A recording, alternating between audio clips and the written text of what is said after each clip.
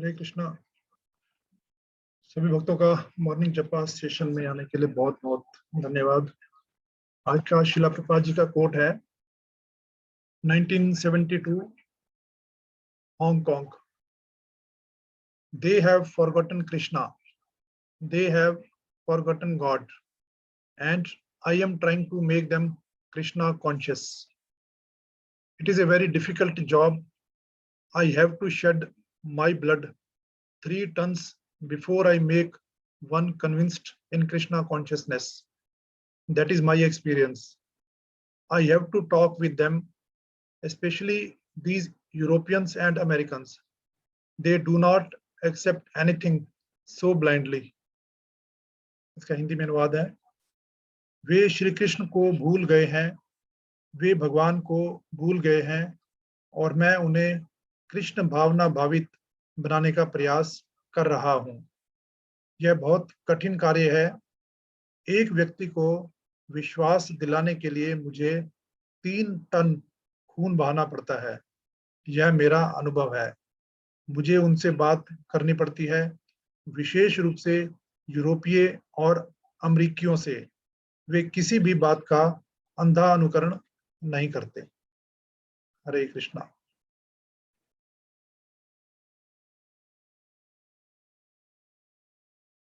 हरे कृष्णा प्रभु जी। हरे कृष्णा, दंडवत प्रणाम। इस स्टेटमेंट में श्री प्रभुपाद बता रहे हैं कि उन्हें विदेशियों को भक्त बनाने में कितना प्रयास, कितनी मेहनत करनी पड़ी।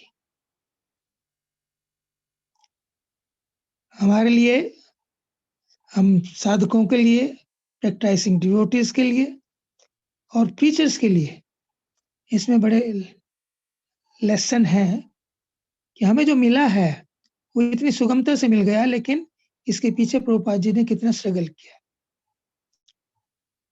तो we should not take it cheaply, the practicing devotees and preachers, they should take प्रेरणा। प्रभुपाद जी के इस कथन से उन्हें प्रेरणा लेनी चाहिए, उत्साह और धैर्य ग्रहण करना चाहिए कि प्रीचिंग कितनी डिफिकल्ट है। प्रीचिंग में कई बार समस्याएं आती हैं, अवरोध आता है, तो हमें निराश नहीं होना चाहिए। प्रीचिंग हमेशा ही डिफिकल्ट रही है। आज से 550 साल पहले अद्वैताचार्य, जो स्वयं भगवान विष्णु के अवतार हैं, उन्होंने देखा कि नवद्वीप में जहाँ वो रहते थे लोग बहुत धनी हैं, बड़े ऐशो आराम से जीवन व्यतीत कर रहे हैं, लेकिन भगवान की भक्ति नहीं कर रहे। उन्होंने बड़ा प्रयास किया उन्हें कृष्ण में बनाने के लिए, लेकिन वो सफल नहीं हो सके। महाविष्णु वो सफल नहीं हो सके। तो उन्होंने फिर भगवान कृष्ण से प्रार्थना की, इन्हें केवल आप ही कृष्ण भक्त बना सकते हैं। और हम जानते हैं कि फिर चैतन्य महाप्रभु आए और उन्होंने कृष्ण प्रेम, कृष्ण भक्ति सारे भारतवर्ष में मुक्त हृदय से वितरित की। और श्री प्रभुपाद को उनके गुरु महाराज ने 1922 में ये आदेश दिया कि आप अंग्रेजी भाषा में चैतन्य महाप्रभु के संदेश को प्रचार करो। तो तभी से उन्होंने इस विषय में सोचना, प्लानिंग करना, कार्यरत होना शुरू कर दिया। लेकिन उन्होंने बहुत कुछ किया भारतवर्ष में, लेकिन उन्हें सफलता नहीं मिली। उनकी बायोग्राफी है, उनके वरिष्ठ शिष्य ससुर गोस्वामी महाराज ने लिखी है। उसका पहला जो चैप्टर था, 6 वॉल्यूम में थी, उसका नाम था ए लाइफ टाइम इन प्रिपरेशन। पूरा एक जीवन उन्होंने उस प्रयास को विदेश में ले जाने के लिए, भक्ति को विदेश में ले जाने के लिए पूरा जीवन उन्होंने तैयारी करते। और 1965 में जब वो गए, उससे पहले वो चैतन्य महाप्रभु के जन्म स्थान योगपीठ नवद्वीप में गए और उनका आशीर्वाद प्राप्त किया। गुरु का आशीर्वाद उनके पास था, चैतन्य महाप्रभु का आशीर्वाद प्राप्त किया। कलियुग धर्म नाम संकीर्तन, कृष्ण भक्ति बिना नहीं तार परिवर्तन। कि कलियुग का धर्म नाम संकीर्तन है, लेकिन जब तक कृष्ण के द्वारा में शक्ति प्राप्त नहीं होती, हम किसी को चेंज नहीं कर सकते, लोगों को कृष्ण भक्ति में नहीं ला सकते। तो श्रील प्रभुपाद महाप्रभु का आशीर्वाद लेकर, उनसे शक्ति प्राप्त करके, एम्पावर्ड बाय चैतन्य महाप्रभु, वो अमेरिका में गए और 1 साल उन्होंने बहुत प्रयास किया। उनके बायोग्राफी के पहले चैप्टर का नाम है स्ट्रगलिंग अलोन। अकेले वो प्रयास करते रहे। उसी पीरियड की बात प्रभुपाद जी यहाँ कर रहे हैं कि मुझे उन्हें कन्विंस करने में, वो जो विदेशी यूरोपियन अमेरिकन हैं, जिन्हें कृष्ण के बारे में नहीं पता था, भगवान के बारे में नहीं पता था, वो किसी बात को वैसे स्वीकार नहीं करते थे, पूरी आर्गुमेंट्स के साथ। एक योगी ने प्रभुपाद जी को बताया, वहां के प्रभुपाद स्वामी जी, ये जो अमेरिकन हैं, ये इनका परिवर्तन होने वाला नहीं है। उन्होंने उनकी उपमा दी कि ये एक प्याज की तरह से हैं। प्याज की आप कितनी परतों को उतार लो, लेकिन उसकी जो गंध है वो नहीं जाती। एक के बाद दूसरी, तीसरी, हर गंध में उतनी, हर परत में उतनी गंध है। लेकिन प्रभुपाद जी ने कहा कि with the mercy of Chaitanya Mahaprabhu, I can remove millions of layers of those onion की जो गंध है, वो उसको मैं उतार सकता हूँ, और यही उन्होंने किया। तो ये प्रभुपाद जी ही केवल कर सकते थे। उनके चैप्टर का नाम है only he could lead them. उनकी बायोग्राफी में एक चैप्टर है जिसका नाम only he could lead them, मतलब केवल प्रभुपाद ही उनका नेतृत्व कर सकते थे, क्योंकि प्रभुपाद जी में वो गुण थे, तितिक्षुआ, कारुणिका, सुहृद सर्वदेही नाम, जो कपिल देव बताते हैं अपनी माता देवहूति को कि साधुओं के क्या लक्षण है, इसके एम्बॉडीमेंट है श्रील प्रभुपाद। तितिक्षुआ, कारुणिका, सुहृद सर्वदेही नाम, करुणा से अभिभूत होकर वो विदेश में गए, सबको उन्होंने प्रचार करने की कोशिश की। तितिक्षुआ, कितना उन्होंने सहन किया, इस कोर्ट में बताते हैं वो कि एक अमेरिकन को, एक यूरोपियन को कन्विंस करने के लिए उन्हें 3 टन ब्लड बहाना पड़ता था। मतलब कितनी मेहनत करनी पड़ती थी, क्योंकि वो लोग इसको नहीं समझते थे। और इतनी मेहनत करने के लिए एक और विशेष क्वालिटी चाहिए, तितिक्षुआ के साथ साथ धैर्य बहुत चाहिए।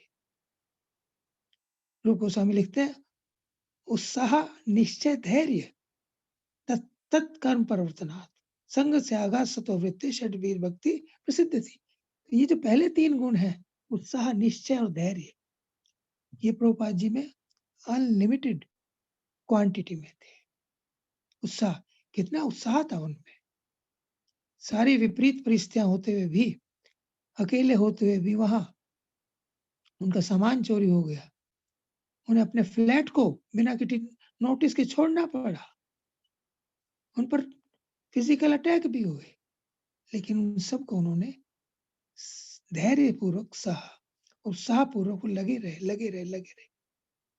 उत्साह, निश्चय, डिटर्मिनेशन, उनका कितना डिटर्मिनेशन था, कितना उनका दृढ़ संकल्प था कि मुझे ये करना है। और जब वो लगे रहे इस कार्य में, तो नेचुरली भगवान ने उन्हें सफलता दी। लेकिन ये सफलता आसानी से नहीं मिली। उनकी कोट बहुत महत्वपूर्ण है। चैतन्य महाप्रभु कहते हैं, भारत भूमि तो हिले मनुष्य जन्म यार, जन्म सार्थक करे कर परोपकार। कि जिसका जन्म भारत भूमि में हुआ है, वो अपना जन्म सार्थक करे, अर्थात वो कृष्ण भक्त बने। हमारे लिए, भारतीयों के लिए कृष्ण भक्ति करना सरल है, क्योंकि हम शुरू से ही राम, कृष्ण, इनके बारे में सुनते आए, अपने परिवार से, अपने समाज से, तो हमारे ब्लड में है। तो हमारे लिए भक्त बनना बहुत कठिन नहीं है। इसलिए महाप्रभु का जो आदेश है, भारत भूमि तहिले मनुष्य जन्म यार, जन्म सार्थक करें, हम अपना जीवन सार्थक करें, प्रभुपाद जी की दी हुई कृपा को हम स्वीकार करें, केवल हमें स्वीकार करना है, कुछ नहीं करना। और जन्म सार्थक करें, कर परोपकार। पहले अपना जन्म सार्थक करें, स्वयं कृष्ण भक्त बने, और फिर परोपकार करें, औरों को कृष्ण भक्ति का संदेश दें।